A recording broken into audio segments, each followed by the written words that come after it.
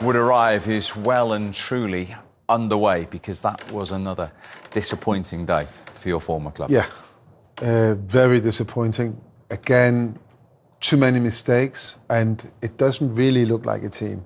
So when they had the opportunities at the end of the first half, didn't take those chances, and then eventually, they go 2-0 down, 3-0 down very quickly after that, and it just looks like they're giving up.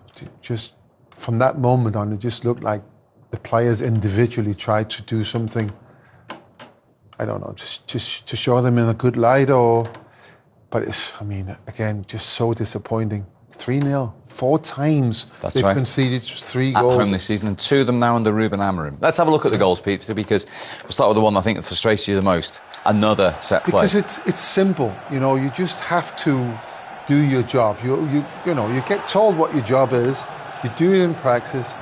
Zerzi, I didn't mention that at half time, but of course he should be tighter. But Bruno's not in the right position. He should be there, either blocking the space or heading the ball if it comes in low. What he does is he goes forward and then he's out of the game. But then when you look behind Zerzi, you got all the defenders just stood there, and it's just disappointing that it happens for it's a 9 time now. 9 out of 19, no, 9 out of 20 goals conceded up until that point was on set pieces.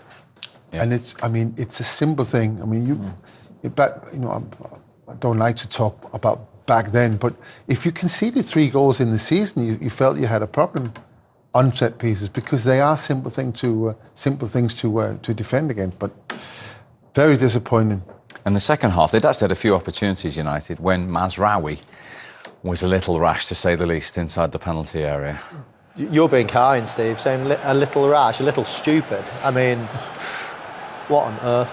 What on earth are you doing? He's going into your players. There's 2 players waiting for him there. He's going towards the line. He's not going to score from there. You dive in. You just got to stand on your feet. You've got to usher him away. It's just a poor decision. Clive Eart's got a fantastic penalty record, and he coolly slotted it away. Probably watched the goalkeeper and then turned his foot into the other corner. And that was the sad thing for Manchester United nowadays is they go 1-0 down, 2-0 down. You never really think they're going to come back. It just doesn't happen. They're just not a very good team. But what Amorim's got to make sure now, that's not a wasted game. Everyone can say, oh yeah, 3-0, we lost, no points and all the rest of it. But it can't be a wasted game. He'll be watching with eagle eyes and making sure that these players that are not performing, they won't put on a red shirt again. And he's got to be that brutal and that ruthless. So these games can't be wasted. Yes, you might not get any points, but something will just sink in there and think, OK, that's fine. We'll see what happens in a couple of weeks or 5 or 6 months. We should give credit to your former club as well. And Semenyo, who you spoke about prior to kick-off, getting another goal. Lovely move again. So it's an amazing move. I think it just sums up Bournemouth, to be honest. And even if we take it back, it sums up Man United in terms of how they play and the commitment. Mainu could have sort of got rid of it. But just a goal. And you see, Semenyo there, there's no movement really. He just sort of just backs off a little bit, just hits around a penalty spot. It's a great cross, and then just a nice clean contact and that. But they deserved it. But that man again, his numbers are good. 5 league goals, and they deserved it. They're the better team throughout. Man United just not good enough. Too easy to play against. And Manchester United next in action on Boxing Day. They go to Molineux. Wolves away. And Wolves, of course, were at Leicester today. Result we wanted before Christmas. It means we will be in the bottom half of the table on Christmas Day. It was a tough watch, that, wasn't it? Let's try and analyse it with former United defender Phil Bardsley. We created plenty of chances. We created enough to have got something out of the game. But ultimately, what cost us today? I don't think you can expect to win a football match conceding 3 goals at home. Obviously, it's happened the last couple of games now, conceding 3 and 4 goals. When you're playing at this level in the Premier League, it just can't happen. Individual mistakes, obviously leading to penalties, set pieces. We're giving ourselves a mountain to climb before we've even got started in the game. So really difficult. The only consolation is that there's another game around the corner to try and put it right. And I'm sure Ruben will be disappointed. obviously coming off the back of a really good result last week at City, and then obviously a decent performance in the first half on Thursday night against Spurs. But you come to Old Trafford, over this festive period, in the position we're in the league, and you watch the kick on, you think it's a perfect game for us to go and win. And unfortunately, we fell short. And we still haven't put back-to-back wins together in the Premier League. That's not good enough, is it? No, it's certainly not, Sully. And I look again, and it's similar to last year. Forest, the Brightons, the Bournemouths. These teams, obviously, if we want to compete in the top half of the Premier League, in the Europa places, you've got to be beating these two. This is your bread and butter. You've got to win these. The top teams, we're fighting out to get to that level now. But this is your bread and butter, especially at Old Trafford. You can't be getting beat to teams like Bournemouth at home. Missed a lot of big chances, didn't we? In the first half, Ahmad had a shot well saved by Kepa. There were 3 chances for Bruno just before half-time. In the second half, Rasmus has had a couple of attempts on target. Garnacho had a one-on-one through on goal. You're right at the end with a chance from close.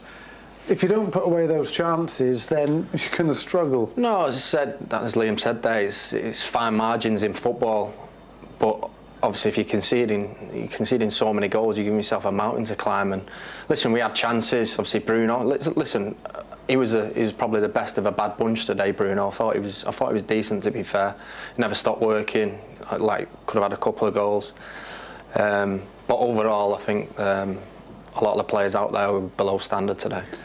The ground was pretty much half empty when the game came to a conclusion. I think people have decided to try and skip home early, miss a bit of the queues and get home to the family at Christmas time. Probably a wise decision. It's a shame, though. It's a shame, Sully, because it's a great time of year to come out and watch football, and obviously people pay fortunes to come and support the team week in, week out, and obviously for the players not to deliver in a game where I imagine a lot of the stadium expected us to win, like we did. Yeah. So it's really disappointing all round.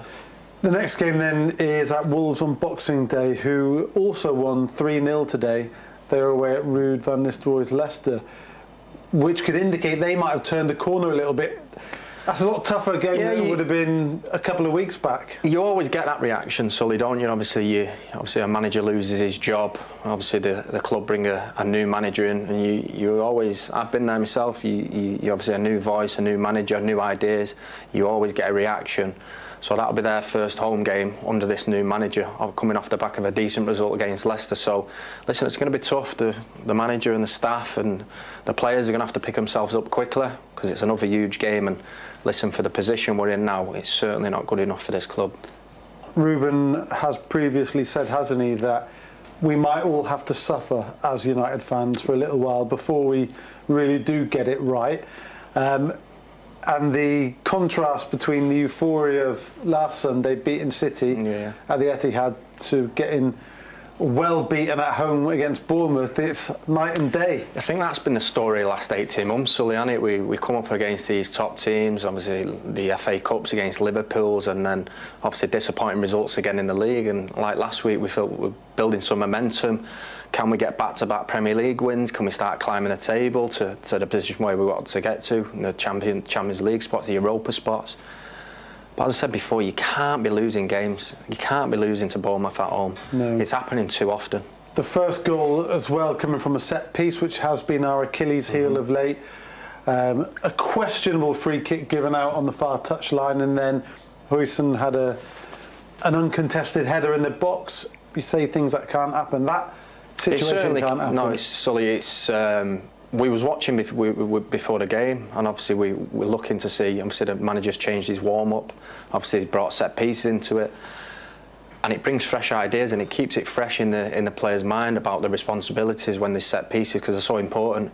But we just didn't attack the ball. It was a free glancing header, if you like. And listen, we've got to be far more aggressive if we're to stop goals going in the back of our net from set pieces.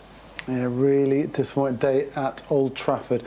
OK, Zara's around the ground getting some reaction. Thanks, guys. Yeah, so